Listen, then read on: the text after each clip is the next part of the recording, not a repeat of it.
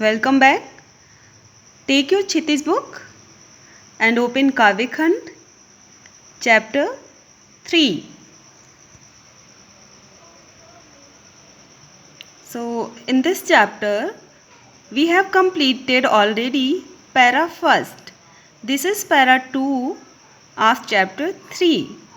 So, in first para, we already have learned about poet and short intro of this poem also. Now we are going to learn about second para. So first we'll read it, then I'll explain it. या लकुटी और कामरिया पर राज तिहूपुर को तज डारों, आठों सिद्धि नवोनिधि को सुख नंद की गाय चराई विसारों। रसखान कबो इन आँखिन सोब्रज के बन बाग तड़ाग निहारों, कोटिक एकल धौत के धाम करील के कुंजन ऊपर वारों। तो now we just read these lines. Now we'll know about some words and their meanings. Lakuti. Lakuti means लाठी. कामरिया. कामरिया means कंबल. पुर लोक. तड़ाग. तड़ाग means तालाब. कोटिक means करोड़ों. तजी means त्याग दूँ. निधि means खजाने. बिसारों मीन्स भुला दूँ. निहारो देखना, देखने के लिए. ठीक है. कलधौत सोने की धातु अर्थात सोने से बने हुए. ठीक है. तो ये थे शब्दों के अर्थ और कुछ कठिन शब्द. Now we will listen about explanation. So जैसे कि हम पहले ही समझ चुके हैं, रसखान जी कृष्ण के अनन्य भक्त हैं. वो कृष्ण के प्रेम में सब कुछ त्याग देना चाहते हैं और इसीलिए वो यहाँ पर कह रहे हैं, या लकुटी और कामरिया पर राज तिहूपुर को तज डारूं, अर्थात इस लाठी और इस कंबल के लिए जो कि कृष्ण ओढ़ते हैं.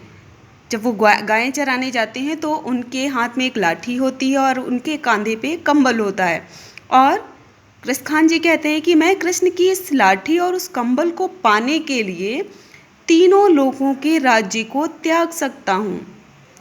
आठों सिद्धि नवोनिधि को सुख नंद की गाय चराई बिसारों, अर्थात 8 सिद्धियों और नवनिधियों के सुख को भी मैं नंद बाबा की गायें चराने के लिए ही भुला सकता हूँ.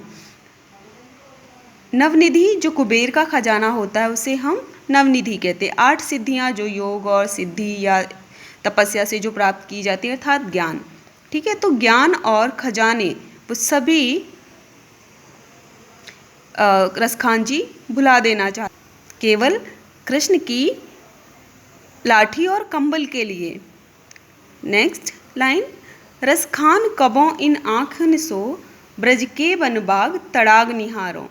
रसखान जी की इच्छा है कि काश उनकी आँखों को कभी ब्रज के वन बाग और तालाब को देखने का अवसर मिले, अर्थात वो प्रतीक्षा कर रहे हैं कि कब उनकी आँखों को ब्रज के वन और बाग तालाब देखने का मौका मिलेगा. और यदि उन्हें ये मौका मिले तो कोटि की एकल धौत के धाम, करोड़ों सोने के महलों को, धाम का अर्थ है महल, तो मैं करोड़ों सोने के महल करील की कुंजन ऊपर वारूं.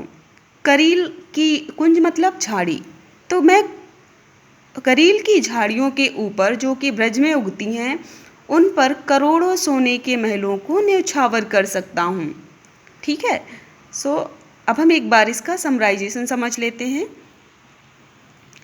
उपयुक्त पैराग्राफ में दिए गए पद्यखंड में रसखान जी ने कृष्ण के प्रति अपनी अनन्य भक्ति को प्रकट करते हुए कहा है कि वो रसखान के लिए यहाँ तक ब्रज के वन बाग तालाब भी करोड़ों सोने चांदी के महलों से अधिक मूल्यवान हैं और वो उन सब के लिए सारे सुख, सारे धन संपत्ति को त्याग देना चाहते हैं.